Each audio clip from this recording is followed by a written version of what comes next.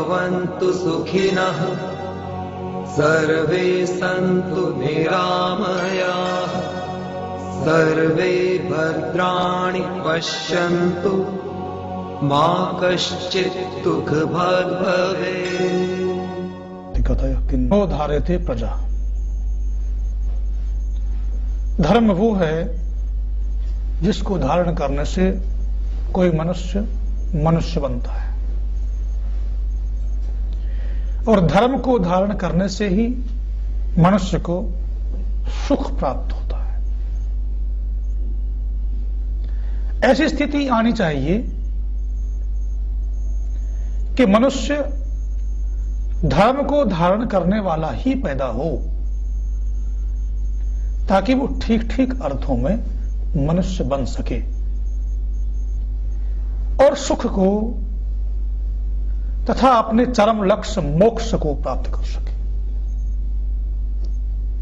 भारतीय अध्यात्म में, सनातन धर्म में जो 4 पुरुषार्थ कहे गए हैं, उनमें पहला पुरुषार्थ है धर्म। धर्म का आचरण करेंगे और धर्म का आचरण करते हुए ही अपने जीवन में अर्थ का उपार्जन करेंगे, धन को कमाएंगे, धन वैभव संपत्ति से युक्त बनेंगे और धर्म का आचरण करते हुए ही अपने जीवन की जो कामनाएं हैं उनको पूरा करेंगे। उसके पश्चात चौथा पुरुषार्थ मोक्ष की स्थिति का आता है। ऐसा मनुष्य पैदा किया जाए जो धर्म को अपने जीवन में धारण करे, धर्म पूर्वक अर्थ, काम और मोक्ष प्राप्त करे। ऐसा मनुष्य कैसे पैदा हो ताकि वो सच्चे अर्थों में मनुष्य बन सके। आज हमारे देश में, भारत में और दुनिया में योजनाएं बनाई जाती हैं।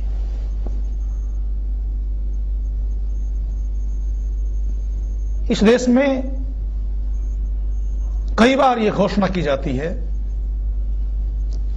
कि उतने समय तक देश के कोने कोने को इंटरनेट से जोड़ देंगे, देश के गांव गांव में साइबर कैफे खोल दिया जाएगा,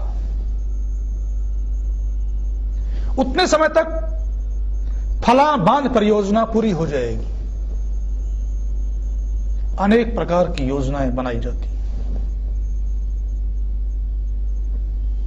57 वर्ष आजादी को प्राप्त हुए हो गए। 5 वर्षीय किसी भी योजना में या उससे कम समय की योजना में, आज तो योजनाओं का ही मालूम नहीं चलता, न मालूम कब योजना बदल जाती है। साल साल, 1.5 साल की भी योजनाएं रह गई हैं। किसी भी योजना में बांध बनाने की योजना बनाई जाती, साइबर कैफे की योजना बनाई जाती, राष्ट्रीय सड़क योजना के माध्यम से सारे देश को सड़कों से जोड़ने की योजनाएं बनाई जाती, सारे देश में रेलों का जाल बिछाए जाने की योजनाएं बनाई जाती और देश की राजधानी दिल्ली को मेट्रो से जोड़ने की योजनाएं बनाई जाती हैं। मेट्रो दिल्ली की उद्घोषणा की जाती है। 57 वर्षों के देश की आजादी के इतिहास में, आजाद भारत के इतिहास में, इन 57 वर्षों में आज तक ऐसी कोई भी योजना नहीं बनी है कि हम इतने समय में, 5 वर्षों में, 10 वर्षों में या 20 वर्षों में देश के मनुष्यों को, देश के नागरिकों को सच्चा मनुष्य बनाएंगे, सच्चा नागरिक बनाएंगे, योग्य नागरिक बनाएंगे। आज तक किसी भी योजना में ऐसी कोई योजना नहीं बनी है कि अमुक समय तक देश के मनुष्यों को मनुष्य बना दिया जाएगा या मनुष्य बनाने का प्रयास किया जाएगा।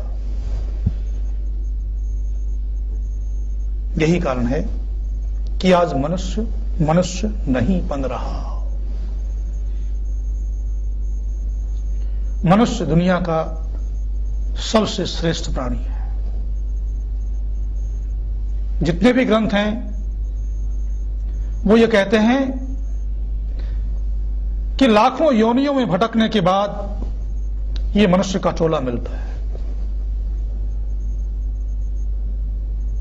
दुनिया के जितने भी प्राणी, उन सब में श्रेष्ठ योनि है ये। बड़े भाग से मानुष तन पावा, सुर दुर्लभ सब ग्रंथ ही गावा।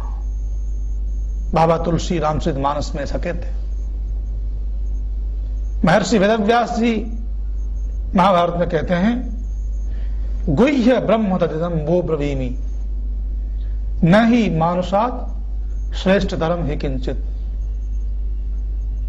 मैं तुम्हें गुप्त रहस्य की बात बताता हूं कि मनुष्य से बढ़कर इस संसार में कुछ भी नहीं है। उस मनुष्य को सच्चे अर्थों में मनुष्य बनाने की योजना किसी भी शासन के पास, किसी भी राष्ट्र के पास नहीं है। और मनुष्य को मनुष्य बनाने की योजना वैदिक ऋषियों ने रखी थी, वेदों ने रखी थी। वेद की सारी योजना मनुष्य को मनुष्य बनाने के लिए है। वेद ने, वैदिक ऋषियों ने संस्कारों की योजना प्रस्तुत की थी, जिससे किसी मनुष्य को मनुष्य बनाया जा सकता है। क्योंकि मनुष्य ही ऐसा प्राणी है जो सब प्राणियों से बढ़ करके है, सब प्राणियों में सर्वश्रेष्ठ योनि है। उसका कारण है, खादते मोदते नित्यम शुनका शुकरा खरा, तेषाम एषाम को विशेषो वृत्तिर येषाम तथा। खाने पीने मनोरंजन करने में तो कुत्ते गधे आदि भी आगे रहते हैं। ये काम तो कुत्ते गधे आदि भी करते हैं, सुअर आदि भी करते हैं। इनमें और मनुष्यों में क्या अंतर है? खाने पीने, सोने में, संतति पैदा करने में, वंश वृद्धि करने में और मनोरंजन करने में मनुष्यों और पशु में कोई अंतर नहीं है। तो मनुष्य सर्वश्रेष्ठ प्राणी कैसे हुआ? मनुष्य सर्वश्रेष्ठ प्राणी इसलिए है क्योंकि मनुष्य के पास कुछ विशेषताएं हैं ऐसी जो केवल मनुष्य में हैं और किसी में नहीं है। मनुष्य के पास परमपिता परमात्मा ने ऐसी देन दी है जो अन्य किसी भी प्राणी में नहीं है। पहली विशेषता, मनुष्य के पास मनन शक्ति है। मनुष्य को बुद्धि दी है। मनुष्य को मनुष्य इसीलिए कहा जाता है क्योंकि मत्वा कर्माणि सीव्यति। वो बुद्धि से, विवेक से चिंतन करके कर्मों को करता है, इसलिए मनुष्य कहा जाता है। मन से चिंतन करके कर्मों को करता है, बुद्धि से, विवेक से सोच करके अपने कर्मों का निर्वहन करता है, इसलिए उसे मनुष्य कहा जाता है।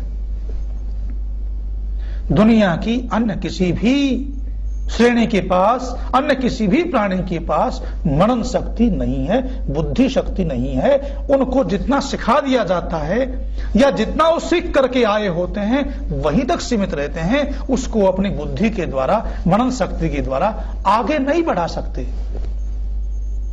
परंतु मनुष्य इस मामले में आगे है। उसको सीखना पड़ता है, सीख करके नहीं आता। पशु और पक्षी सीख करके आते हैं, सब जंतु सीख करके आते हैं, उसको बाद में नहीं सीखना पड़ता। पर मनुष्य को जन्म लेने के बाद सीखना पड़ता है और उसके पास बुद्धि परमात्मा ने जो दी है उस सीखे हुए को आगे बढ़ा सकता है।